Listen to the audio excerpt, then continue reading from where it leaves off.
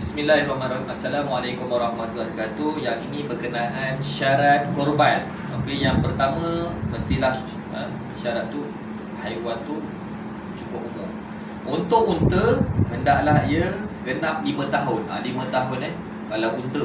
Kalau saya masa pergi umrah apa semua, selalunya umur unta 2-3 tahun dia dah buat, tapi bukan buat korban atau akikah untuk makan saja-sajalah, maka tak dikira lah. Kalau nak akikah pun tak dikira, sebab kena sini 5 tahun. Yang kedua, jika kerbau atau lembu atau kambing, maka hendaklah ada genapnya umur 2 tahun. Lembu, kerbau, kambing 2 tahun.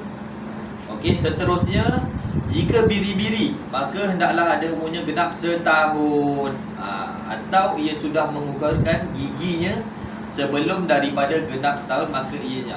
Ada yang mengatakan kalau gigi dia dah gugur bersalin, maksudnya tumbuh gigi baru, walaupun belum 1 tahun. Untuk biri-biri, tengok saiz dia pun boleh sampai 70 kilo, itu pun dah dikira buat korban dan ataupun akikah lah. Kemudian syarat lain, hendaklah korban itu selamat daripada aib mengurangkan daging, tak ada cacat, tak ada apa. Kemudian ataupun telinga hilang sebelah, kan dipotong ke apa, tak boleh lah. Kemudian ataupun berkudis yang terlalu teruk, sekalipun kudisnya itu diharapkan hilang, maka ia membinasakan daging. Ataupun dia luka teruk kat kulit dia, maka hendaklah diairkan. Okey, itu saja untuk syarat korban.